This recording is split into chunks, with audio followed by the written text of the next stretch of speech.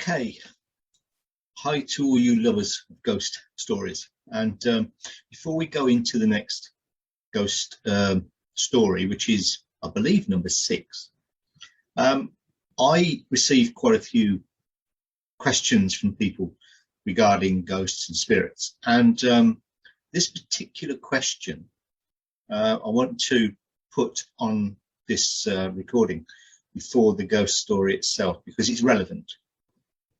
Now, I received this question from Jenny Tustin. Hi, Jenny, if you're watching. And Jenny asked the question.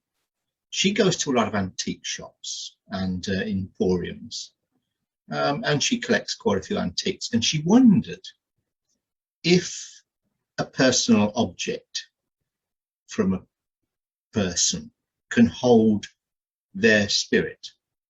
So if you went to an antique shop and you bought, say, a mirror or a chest of drawers or anything, is it possible for that object to retain the spirit of the previous owner if they've passed on? Well, hopefully this next ghost story will answer that question for you, Jenny. So here we go. Now, the person I went to see was called Ted. He was a retired clockmaker. He'd been a clockmaker all his life, so he knew his stuff. He lived in Little Brinkton, which is a little way from the Althorpe estate in Northamptonshire. And I went over to see him, knocked on his door, and he's a lovely chap. Like I say, he'd been a clockmaker all his life, and went in, he made me a cup of tea, and his living room was full of clocks of all shapes and sizes. And he wanted me to have a look at his workshop, so went and had a look at the workshop. Couldn't believe it. This is proper old school. This is good stuff, you know. A real skilled chap, and obviously retired, but he still had a keen interest in people's clocks and watches as well. So anyway, drinking their tea, and I started the interview, and it was just coming up for 11 o'clock. And you know what I'm going to say? All these clocks, yep, they all went off at the same time, and you couldn't hear yourself think, let alone anything else. So I've got it on recording still to this day, the interview with all these clocks going on. Lovely chap. Anyway, went on to his story. Now, his story was about, he met this chap from Daventry in Northamptonshire, and he'd got this clock that he'd inherited from his late mother. And he said, you know, I'm not sure whether it's worth, you know, actually fix it. And Ted said, well, let me have a look at it, and I'll be able to tell you and if I can fix it or not. So the chap took the clock to Ted, and Ted had a look at it, and he said, yeah, this is worth fixing. It's a nice clock, you know. And when he said this to the chap looked disappointed. And Ted was going, really? You're disappointed? I can fix it. It'd be a good clock. He said, yeah. Well, my mother always thought this clock was haunted. But he said, you know, yeah, fix it and I'll take it home. So Ted did that, you know, fixed the clock, made a good job of it. And the chap took it home. And shortly after he took it home, the chap suffered an appendicitis and had to be rushed into hospital. And he asked his neighbour to look after the property while he was in hospital. And he was in there for a couple of weeks. And so the neighbour kept going round every now and then, just checking on the doors and the windows and everything. And on the odd occasion, there were noises coming from within the property. So the neighbour would undo the door, go in and check that everything was okay. And everything was okay. So, of it, you know. And anyway, the chap came out of hospital, and the neighbour told him, she said, you know, we've had weird noises coming from within the property, but when we checked, there was nothing wrong. He said, oh, right. And he says, that's the clock. So they thought that was a weird thing to say anyway. And anyway, the chap had had enough by this time and decided that he was going to get rid of the clock. Now, his daughter had always liked this clock, So he said, well, you can have it.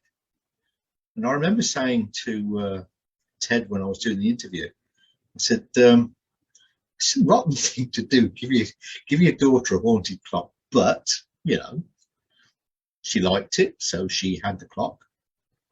And after a little while, it was only a couple of days, I think, and she heard at night time, she heard this tremendous crashing noise coming from downstairs. So she ran downstairs to see what was going on, and there was nothing out of place, nothing smashed, nothing touched.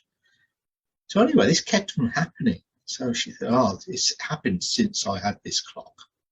It's going in the shed. That's it. Ted heard about this, and because he'd worked on the clock, and he thought, that's a good clock. I don't want to see it rotting in a shed.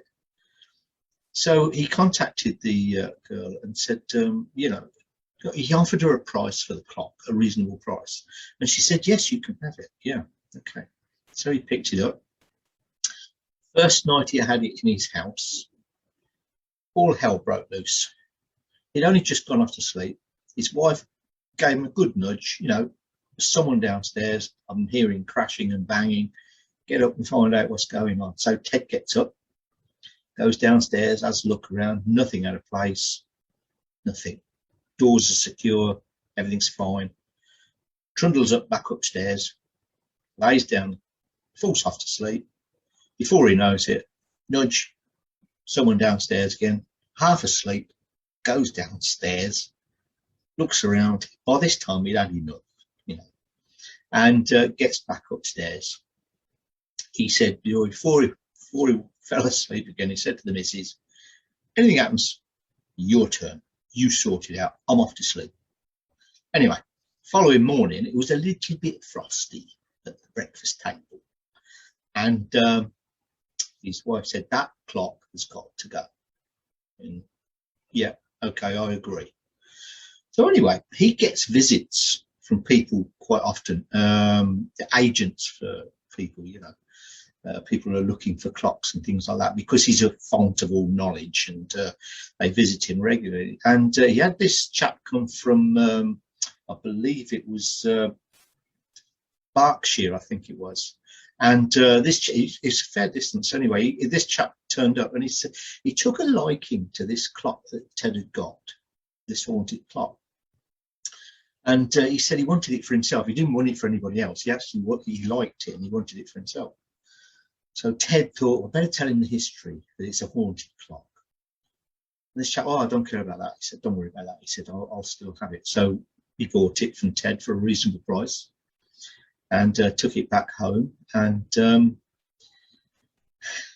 first night, smash and crash noise from downstairs. So the chap went downstairs and the front glass of the clock had fallen out and shattered in the fireplace. He'd got it on his mantelpiece and it shattered in the fireplace. They thought, oh, God, no. So he knew of a repairer that was close by. Rather than going back up to see Ted, he thought, I'd get it done close by. So anyway, they went to this shop. He took the clock to the shop, and the repair shop. And the woman behind the counter looked at the clock and she said, oh, that clock rings a bell. She said, it's just, I've seen this clock before somewhere, I think. And anyway, he said, well, how come? She said, well, when we first moved to this part of the country, she said, we bought a pub. And to do the conversion, to make it into this actual shop, this used to be the pub, this actual shop, we had to get a lot of the fixtures and fittings and sell them off so that we can convert the pub to this shop. And I suppose this clock may have been one that was, you know, sold off, because she said, I do recognise it. Anyway, her husband used to do odd jobs and that, and she called him. She said, do you remember having a clock like this when we first bought the pub? And he said, well, I'll tell you if it is the right one. He said, because I tried to fix the hinge on it. He said, and I laid my soldering iron down just inside, and he said it was still hot, so it made a scorch mark on the wood. So they opened the back and had a look, and sure enough, there was a scorch mark in the wood, in the base. So it is the actual clock. I thought, oh, right, okay then. And well, the chap, obviously, you know, he offered the clock, the chap who owned it offered the clock to the woman, and at a reasonable price, and said, yeah, no, if you like it, you can have it back. And she said, well, yes, that's a good idea. And so they had the clock back, and there were no reports of anything going on or anything. It was nice and calm. The shop, they said, no, there's no problems, no crashing or anything. Anyway, the twist to this tale is that the original chap that went to see Ted, who owned the clock from his deceased mother, said that his mother had bought the clock from a pub. And when he said where this pub was, it was the actual pub where these people had sold off all the fixtures and fittings.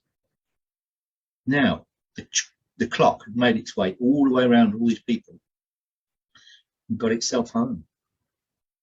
That's the story of the haunted clock. I hope you've enjoyed it, and I'll see you again next time. Bye-bye.